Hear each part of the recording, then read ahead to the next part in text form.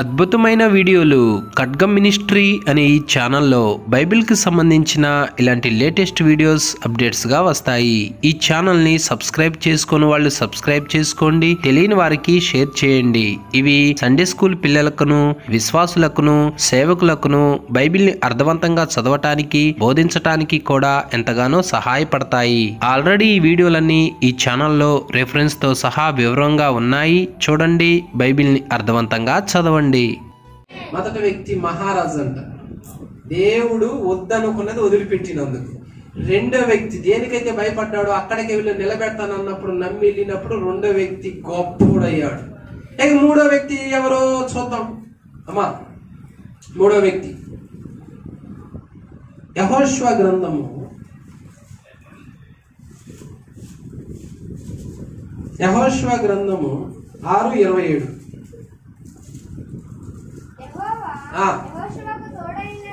యెహోవా యెహోషువకు తోడైండను గనుక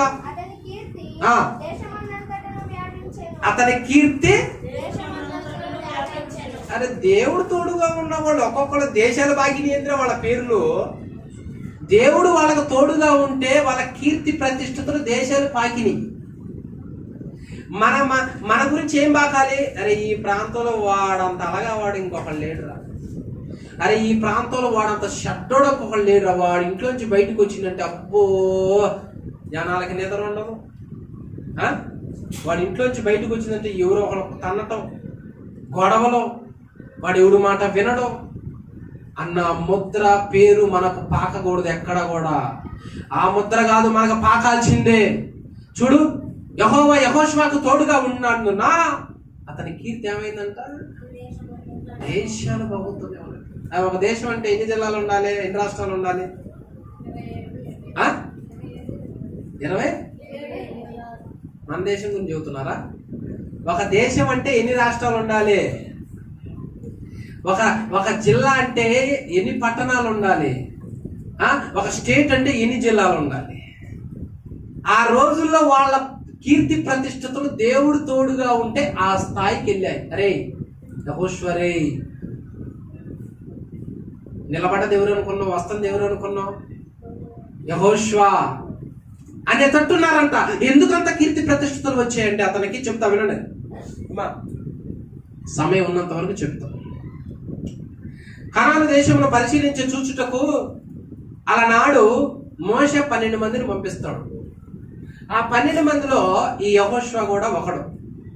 ఈ యెహోషువ వెళ్ళటము ఆ కనాను దేశమున 40 దినముల పాటు పరిశీలించి చూసి అక్కడ ఉన్న కొన్ని వృక్ష ఫలములు తీసుకుని తిరిగి వచ్చిన తర్వాత 10 మంది మాత్రము కనాను దేశం గురించి చెడ్డ సమాచారం చెబుతున్నారు. ఉన్నది ఒకటి, చెప్పేది ఒకటి. అమ్మో, అక్కడ వాళ్ళు భయంకరులు, తాడి చెట్లాగా ఉన్నారు, వాళ్ళ నోట్లోకి మనం మిడతలు అయిపోతాం, అక్కడ బాకులు ఉంటేనే మంచిదే, మనల్ని కూడా మిడతలు ఇరిసినట్టు ఇరిసి కాళ్ళు చేతులు తినేటట్టున్నారు అని తప్పుడు సమాచారం చెప్పి 20 లక్షల మందిలో భయాన్ని పుట్టిస్తారు 10 మంది. కానీ అప్పుడు యెహోషువ ఏమంటుందంట చూడండి. ఇక్కడ ఏమంటుండో సంఖ్యాకాండం 14.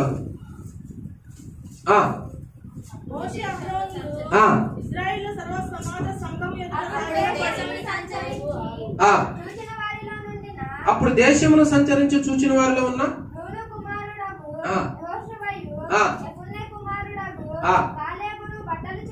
బట్టలు చింపుకొని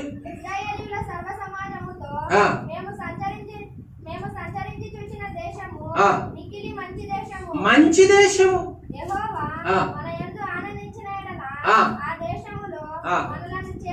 చేర్చి ఇచ్చును. అరే, అది మంచి దేశం అంటే మీరే ఎట్లా సమాచారం? చూడు, ఎంత డేరుగా నిలబడి సాక్ష్యం ఇస్తున్నాడు జనాల మధ్య. యెహోషువ చూడు, అతని కీర్తి ప్రతిష్టతని, గౌరవాన్ని, విలువని దేశం మొత్తం పాకిచ్చి గౌరవమైన స్థితిలో దేవుడు ఎందుకు పెట్టిండంటే 10 మంది తప్పుడు సమాచారం చెప్పినా, 10 మంది అబద్ధ సాక్ష్యం చెప్పినా నేను కూడా ఒకళ్ళలే అనేవాడు టైపు కాదు అతను. నేను కూడా విరోధంగా ఉండేది ఎందుకు, వాళ్ళతో వాళ్ళ నోట్లో నోళ్ళేసి నేను కూడా ఎస్ అంటే పోయితే అని అనుకునేవాడు కాదు అతను.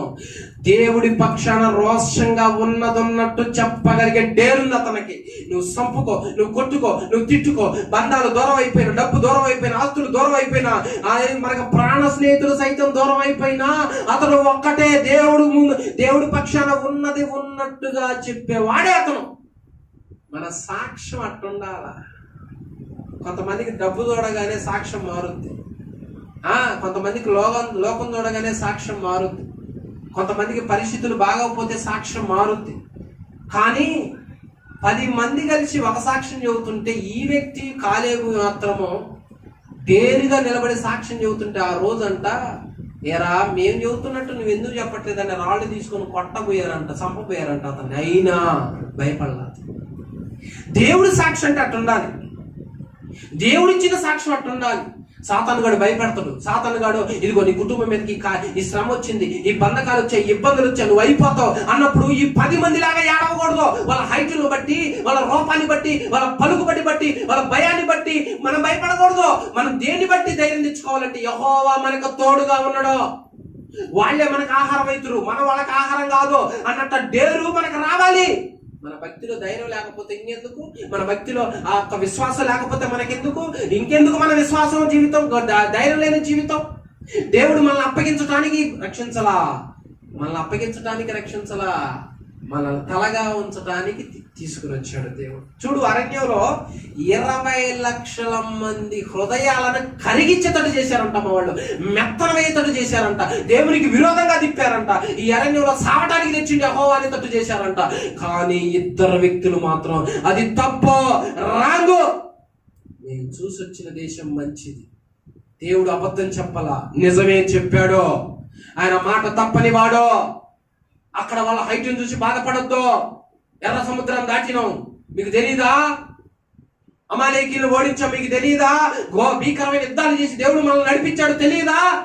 ఇంత కార్యాలు చేసి దేవుడు మనకు తోడుగా ఉంటే వాళ్ళని బట్టి భయపడతారా మీరు అని యెహోవాని బట్టి ధైర్యం తెచ్చుకొని ప్రజలకి మంచి సాక్ష్యం చెబుతున్నాడంట అతను. హల్లెలూయా. నిన్ను అంటారు జనం, నీకేం జరిగింది మందిరానికి పోయిన కాడ నుంచి, నీకేమి ఇచ్చిండు మందిరానికి పోయిన కాడ నుంచి, నీ బతికే బాగుపడ్డది, నీ జీవితం ఏం బాగుపడ్డది, చూడు పైగా ఎడారికి వచ్చినావు, తినడానికి తిండి ఏంది, కోరిన తిండి లేదు, ఇష్టమైన బట్ట లేదు, పైగా అమాలేకీలు అంటే ఆకాశం ఎత్తున్నారు వాళ్ళ చేతులు మనం చంపడానికి ఆయన దేశకొచ్చిండు, మనం ఎడారి బ్రతుకైపోయింది, మన జీవితం నాశనం అయిపోయింది అని అనుకునే టైపు కాదు వాళ్ళు అని అనుకోవద్దు నువ్వు. ఎందుకంటే దేవుని పక్షాన నిలబడాల్సిన సమయంలో నిలబడి సాక్ష్యం చెప్పకపోతే మనకు రావాల్సిన మనమే కోల్పోతాం. 12 మందిని పరిశీలిస్తే 2 వ్యక్తులు మాత్రం డేరుగా నిలబడ్డారు. ఆ 2 వ్యక్తుల్లో యెహోషువ ధైర్యమును, యెహోషువ సాక్ష్యమును, ఉన్నట్టుగా చెప్పే ఆ రోషం తెగింపు కలిగిన జీవితాన్ని చూసిన దేవుడు, అరే నువ్వు నా గురించి ఇచ్చిన సాక్ష్యాన్ని బట్టి నువ్వు ఏ ప్రాంతంలో అడుగుపెట్టి కావాలంటో అది నేను నీకు ఇస్తా, అంతేకాదు నువ్వు నీ కీర్తి ప్రతిష్ట దేశం బాకేటట్టు చేస్తా, దేశమే నీ పేరు చెబితే అతను నాకు తెలుసు. ఈ ఇండియా మొత్తంలో ప్రధాని అంటే తెలియనోడు ఉంటాడా? మన ఆంధ్ర రాష్ట్రంలో ముఖ్యమంత్రి ఎవరంటే తెలియని వాళ్ళు ఉంటారా? ప్రధాని అంటే అన్ని రాష్ట్రాలు తెలుసు, ముఖ్యమంత్రి అంటే మన రాష్ట్రం తెలుసు. మరి యెహోషువ దేశం తెలిసిందంట అతని పేరు. ఎందుకో తెలుసా? దేవుడి పక్షాన ఉన్నా లేకపోయినా ఒకే విధంగా నిలబడి సాక్ష్యం చెప్పేవాడు, మనసును మార్చుకునేవాడు కాదు. 100 మందిని జనాలు చూసి కాఫీ కొట్టి వాళ్ళు అవునంటే అవును, కాదంటే కాదు. జనాలు వెళ్తున్నప్పుడు పోవటం, జనాలు ఆగినప్పుడు ఆగే టైపు కాదు. మనుషులను బట్టి భక్తి చేస్తే అంతే ఉంటది, మనుషులను బట్టి నడవటం చేస్తే అంతే ఉంటది. మనుషులతో నాకు సంబంధం లేదు, నా దేవుడు ఏదైతే చూపించాడో అదే. నా దేవుడు సత్యవంతుడని నిలబడి నువ్వు ధైర్యం చెప్పాలి, నిలబడి నువ్వు సాక్ష్యం చెప్పాలి.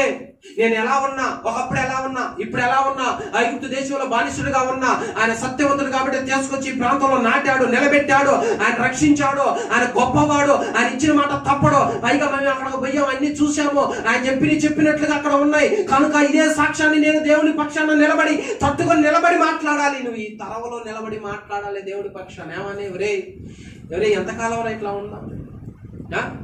నువ్వు ఎంతకాలం ఇలా ఉంటావు? ఎప్పుడు దేవుడు నీకు సుఖం ఇస్తేనేనా నువ్వు నిలబడేది? నిన్ను బాగు చేస్తేనా నిలబడేది?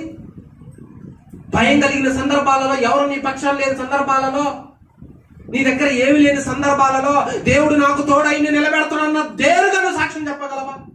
ఈ సాక్ష్యం కొంతమందిని రగిలించు. 10 మంది సాక్ష్యం 20 లక్షల మంది నాశనం చేస్తే 2 సాక్ష్యం చూడు రగులుతుందంట.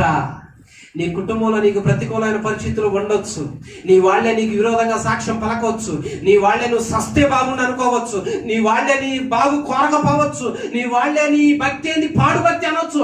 నువ్వు అధైర్యపడవద్దు, ఎందుకంటే నేను నమ్మిన దేవుడు సత్యవంతుడు. హల్లెలూయా. సొంతోళ్లే రాజు తీసుకుని కొట్టబోయారు, సొంతోళ్లే ఎగతాళి చేస్తున్నారు, సొంతోళ్లే కక్ష పెంచుకుంటున్నారు యెహోషువ మీద సాక్ష్యం. ఏంద్రా నువ్వు చెప్పేది? ఇతను అంటాడు, ఏంది మీరు చెప్పేది ఏంది? అబద్ధం అదే చెప్తావు అంటాను. ఆ సాక్ష్యం ఉంటుందా? అది నేను దేవుని బిడ్డ, నేను ఇలాగనే ఉంటా, నా దేవుడి పక్షాన్ని ధైర్యంగా సాక్ష్యం చెబుతాను. అట్లా నిలబడు నాయన.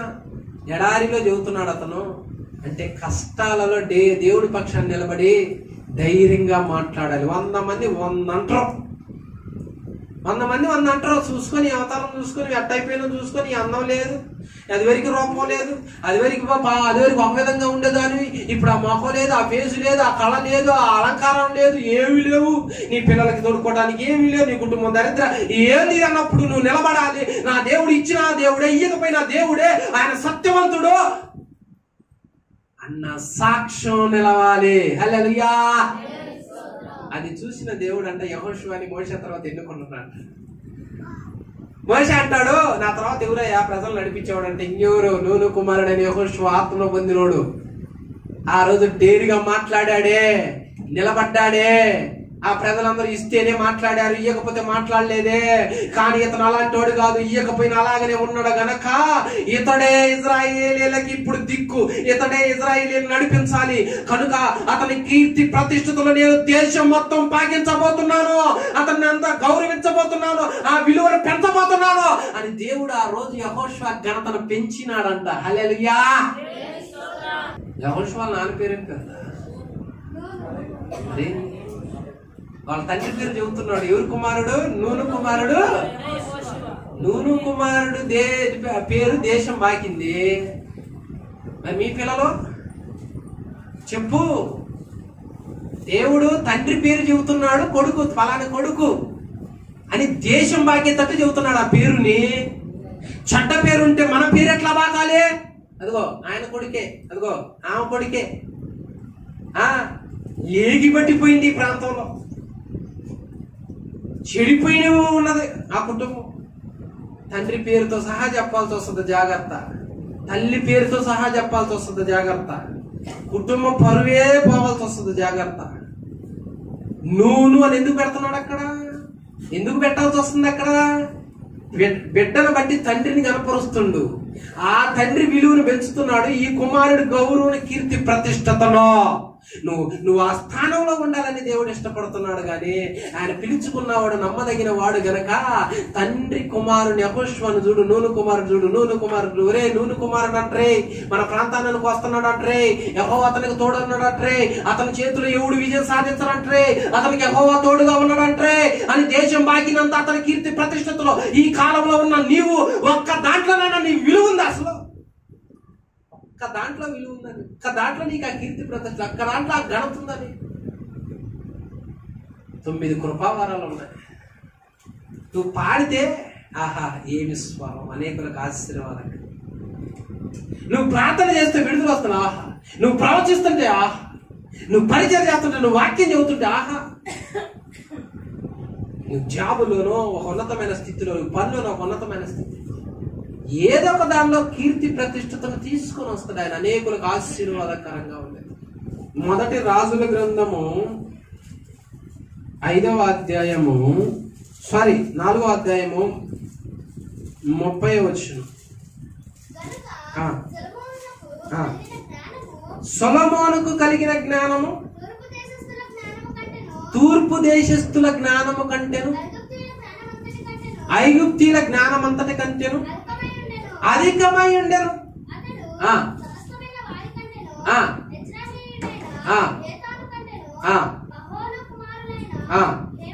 హేమాను, కర్కోలు, దర్దాను వారి కంటేను గనుక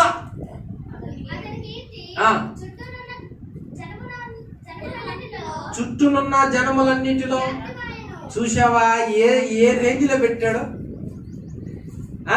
హేమాను కుమారులే జ్ఞానవంతులు. ఆ రోజుల్లో బైబిల్ గ్రంథంలో ఉన్న జ్ఞానవంతులు ఎవరో వీడియో చేశారు చూడండి. హేమాను కుమారులే జ్ఞానవంతులు. దేవుడు సొలొమోనును పిలుచుకున్నాడు. సొలొమోనును పిలుచుకొని అతని హృదయంలో వర్ణింపశక్యం కాని జ్ఞానాన్ని పెట్టాడు. ఆ జ్ఞానం శోధించటమైనా, కఠినమైన ప్రశ్నలు వేయటమైనా ఎవరు నిలబడట్లేదు అతని ముందు, ఎవరు వల్ల కావట్లేదు. ఎంత కఠినమైన ప్రశ్నకైనా సమాధానం చెప్పగలిగేంత కెపాసిటీ పెట్టాడు దేవుడు అతను. ఏంది ఆ జ్ఞానము? తూర్పు దేశంలో ఎవడికి లేదు, ప్రపంచంలోనే లేదు. రాజులు పలకలు తీసుకుని వచ్చారు ఆయన దగ్గరికి నేర్చుకోవటానికి. రాణులు వచ్చారు అతని దగ్గరికి. దూర ప్రాంతం నుంచి రాజులు వచ్చారు, ప్రఖ్యాతిగాంచిన వాళ్ళు వచ్చారు. వచ్చి డబ్బులు అక్కడ పెట్టి, కానుకలు విలువైన అక్కడ పెట్టి ఆ మాటలు వెళ్ళిపోయారంట. చూసావా? ఇదంతా చదివితే రాలా. ఒక వ్యక్తికి దేవుడు తోడు ఉంటే అతను ఏదో ఒక స్థానంలో గొప్పడుగా దేవుడు ఏదో ఒక స్థానంలో నిలబెడతాడు. సమస్తం దేవుడిది, సమస్తం దేవుడు సృష్టించాడు. మరి ఆయన మనల్ని ఎందుకు ఊరకనే ఉంచుతారు అంటే మనమే టైంని వినియోగించుకోం. మనకి విలువ ఉండకూడదు. మనం ఎప్పుడు రోడ్లకు పరిమితం, టీ కొట్లకు పరిమితం, బజార్లకు పరిమితం, అరుగులకు పరిమితం, ముచ్చట్లకు పరిమితం, ఆటలకు పరిమితం, తిరుగుడికి పరిమితం. అందుకనే సమయం అట్లా పోతుంది. సమయం. ఎంత జ్ఞానం సంపాదించాడు. గోడలో పెరుగుతున్న మొక్కల గురించి కూడా రాసి పెట్టినట్ట వివరంగా. ఈ రోజు పిల్లలకి ఎట్టుండాలి జ్ఞానం? ఏ జ్ఞానం ఉండాలి వాళ్ళకి? ఏ జ్ఞానం ఉండాలి? నలుగురిని బ్రతికించే జ్ఞానం ఉండాలి. సామాన్యంగా రాయలేదు ఆయన ఒక్కొక్క మాట, సామాన్యంగా రాసిండ. పరమగీతం ఇప్పుడు కూడా అల్లాడిపోతున్నారు అందులో మర్మాలు తీయటానికి. ఆ పరమగీతం ప్రసంగి ఆయన రాసిన కీర్తనలు కూడా రాశాడు ఆయన. సామెతలు రాయటం మామూలుగా రాయలేదు ఆయన. అంత జ్ఞానం వర్ణింపశక్యం కానీ జ్ఞానం పెట్టాడు. ఆ మాటలు ఇప్పుడు కూడా రగిలిస్తున్నాయి, బలపరుస్తున్నాయి. ఏం సంపాదిస్తున్నామమ్మా? మనకి జ్ఞానం ఎంత ఉంది? దేవుని జ్ఞానము, దేవుని వాక్య జ్ఞానం ఎంత ఉంది? లోకపరంగా కుటుంబానికి సంబంధించిన జ్ఞానంలో ఆరితేరున్న వాళ్ళు కొంతమంది, వ్యాపారంలో అభివృద్ధి చెందే జ్ఞానాన్ని తలకిందులు చేసి అంత సంపాదించింది కొంతమంది, లోకపరంగా తిరిగి అన్యాయంగా సంపాదించే జ్ఞానం సంపాదించేది కొంతమంది, రాజకీయంగా ఎదగాలని ఎత్తులకు పై ఎత్తులు వేసే జ్ఞానం కొంతమందిదే. కానీ కొంతమందిని జీవితంలో వాళ్ళు బ్రతకాలని కోరుకొని జ్ఞానాన్ని సంపాదించేది కొంతమందే. దేవుడు పిలిచాడు, ఆ జ్ఞానాన్ని ఇచ్చాడు. ఆ జ్ఞానాన్ని ఇవ్వడానికి ముందు అతని ఆసక్తి ఎలా ఉంటే ఇచ్చాడో చూడండి. మొదటి దినవృత్తాంతంలో 1-2 నేను ముగించబోతున్నా. మొదటి దినవృత్తాంతంలో 1-2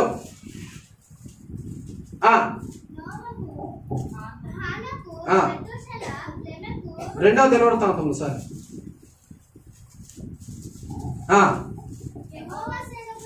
యెహోవా సేవకుడైన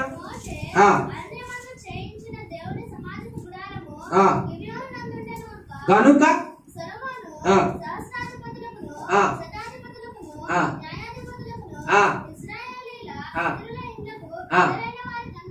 ఇశ్రాయేలీల అధిపతులు ఇళ్ళ మొదలైన వారికి అందరికి ఆజ్ఞేయగా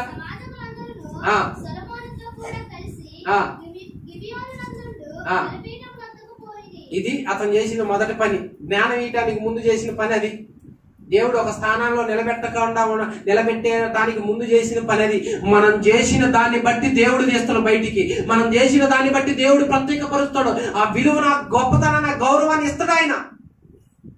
అంత జ్ఞానాన్ని ఇయటానికి ముందంట రాజు సింహాసనం ఎక్కగానే మటన్ కర్రీ తెచ్చుకొని తినలే ఆయన. రాజు సింహాసనం ఎక్కగానే మొత్తం ఆ చుట్టుపక్కల ఉన్న ప్రాంతాలకి పార్టీ లేదు ఆయన. మొట్టమొదట ఇజ్రాయేలీల ప్రజలందరినీ పోగు చేసి యెహోవా సన్నిధికి వెళదాం పాండ్రా అని తీసుకుపోయాడు. యెహోవాకి బలి అర్పిద్దాం రాని తీసుకెళ్ళాడంట. ఘనత రాగానే, ఆ విలువ రాగానే, రాజస్థానంలో కూర్చోబెట్టగానే గర్వించి అహంకారుడయ్యి దేవునికి విరోధంగా ఎంజాయ్ చేయడానికి వెళ్ళలేదు అతను. మొదట జ్ఞాపకం చేసుకున్నాడు దేవుణ్ణి. అక్కడికి జనాన్ని నడిపిస్తున్నాడు.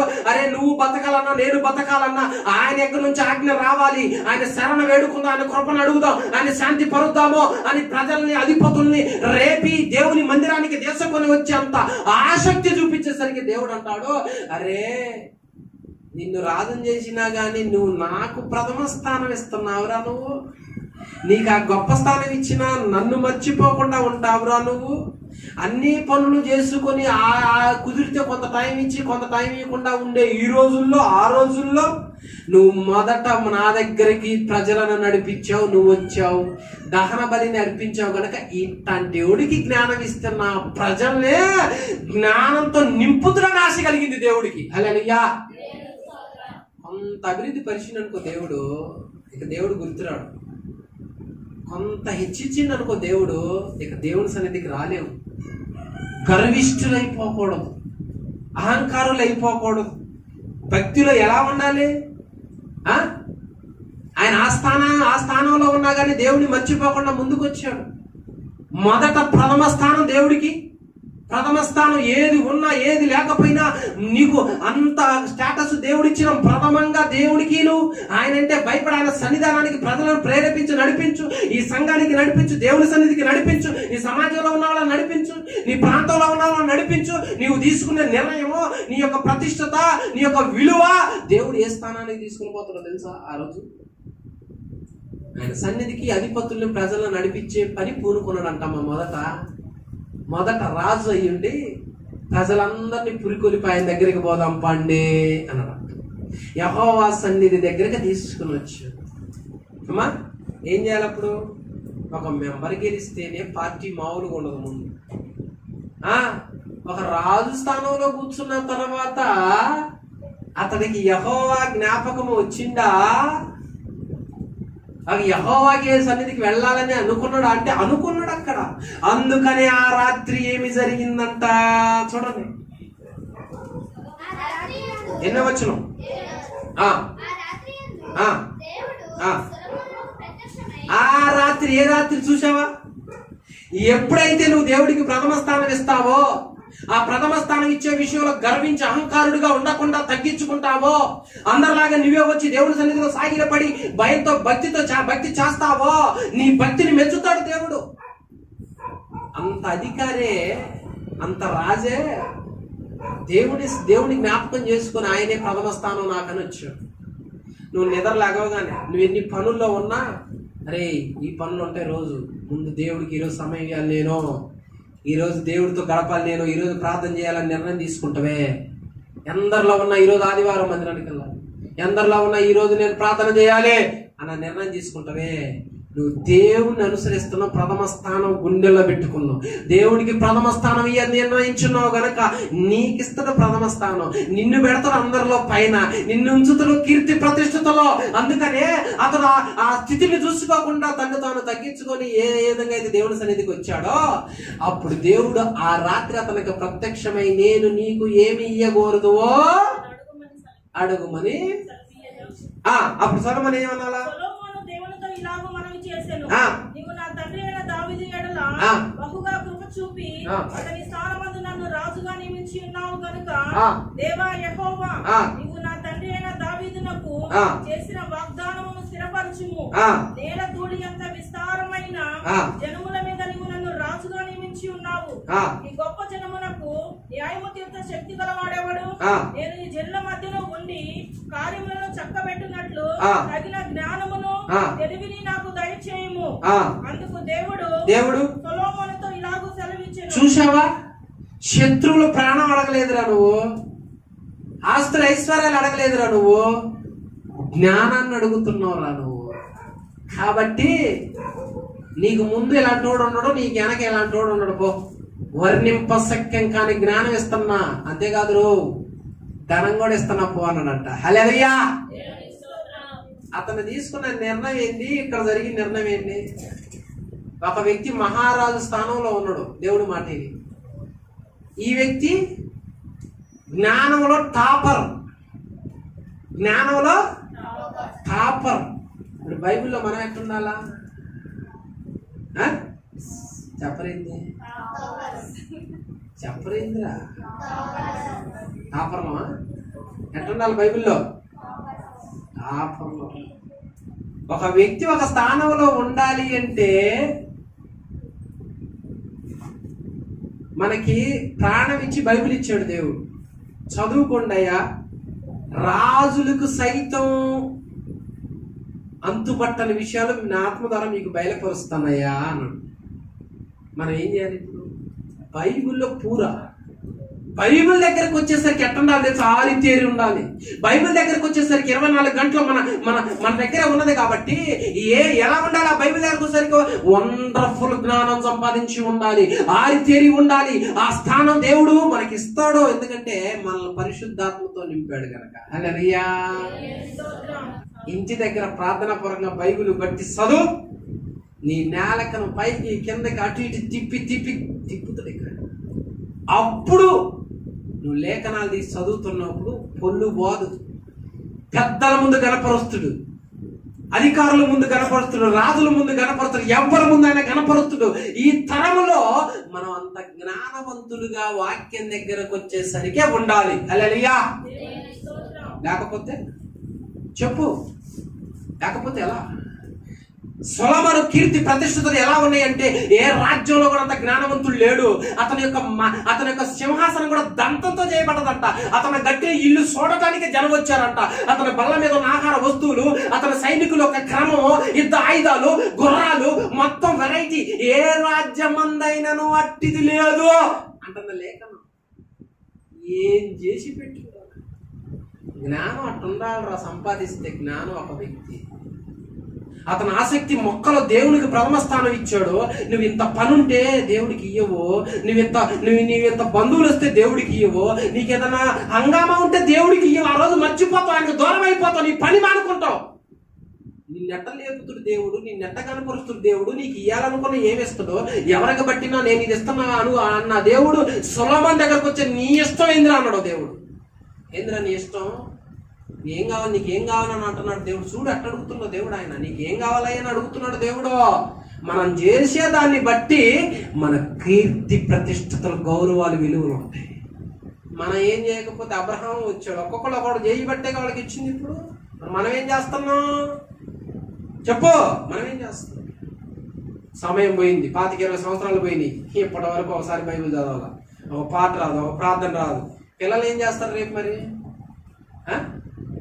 పిల్లలు ఏం చేస్తారు రేపు? సమాజం చూడు ఎట్టుందో చూడు. వాడు అన్నిటిలో బైబిల్ దగ్గరకు వచ్చేసరికైనా వాడు పూరు, లోక జ్ఞానంలో వాడు వయసు చిన్నే, కానీ కంటితో చూస్తే పసిగడుతున్నాడు. అంత జ్ఞానం ఎలా పెంచగలుగుతావు ఈరోజు? కాబట్టి నలుగురు వ్యక్తుల జీవితంలో దేవుడు చేసిన కార్యాలు చూడు ఎట్టున్నాయో. నలుగురు వ్యక్తులు చేసిన కార్యాలను బట్టి నలుగురిని టాపు ఆ ప్రాంతంలో సొలొమోను అంటే దేశ దేశాలు వాగిపోయిందంట. ఏ జ్ఞానం ఇచ్చాడు అతను? మాట్లాడటానికే వచ్చారు. ఆ తరవలో కాదు, ఈ తరవలో కూడా దేవుడు నిలబెట్టుటకు శక్తిమంతుడు. ఎవడైనా జ్ఞానం కొద్దుగా ఉన్న ఎడల ఆయన అడగవలెను, అప్పుడు అది అతనికి అనుగ్రహింపబడును అని క్రొత్త నిబంధనలో చెబుతున్నాడు. నీకు జ్ఞానం తక్కువైందా? అడుగు, దేవుడి సన్నిధికి రా, ఆసక్తి చూపు, అనేకం దేవుడి వైపు నడిపించు, పురికొల్పు. నీకు ఏది కావాలో, నిన్ను ఎలా పైకి లేపాలో, ఎలా కీర్తి ప్రతిష్టలోనికి తీసుకొని రావాలో ఆయన తగిన విధంగా తీసుకొని రాగలడు. మన వల్ల కాదు, ఆయన ఏ రీతి పైకి వస్తో ఆయనకు బాగా తెలుసు. హల్లెలూయా. అందరికీ వందనములు. ఖడ్గం మినిస్ట్రీ వీడియోలకు సంబంధించిన బుక్కు ప్రింట్ అయి సిద్ధముగా ఉన్నది. మొదటి బుక్కు ఈ కనిపించే 30 అంశాల మీద ఉన్నది. కావలసిన వారు ఈ నెంబర్కు కాల్ చేసి ఆర్డర్ చేసుకొనగలరు. బైబిలులోని ఆదికాండం నుంచి ప్రకటన గ్రంథం వరకు ఉన్న 1126 కఠిన పదాలు రిఫరెన్స్తో సహా వాటి అర్థాలు గల బుక్ కావలసిన వారి క్రింది నెంబర్లకు కాల్ చేయండి. ఖడ్గం మినిస్ట్రీ అనే ఈ ఛానల్ ని వీక్షిస్తున్న మీ అందరికీ మా వందనములు. ఈ ఛానల్లో బైబిల్కి సంబంధించి ప్రతి కఠినమైన పదాలకు అర్థాలు వస్తాయి. కాబట్టి ఈ ఛానల్ ని సబ్స్క్రైబ్ చేయండి, లైక్ చేయండి, కామెంట్ చేయండి, షేర్ చేయండి.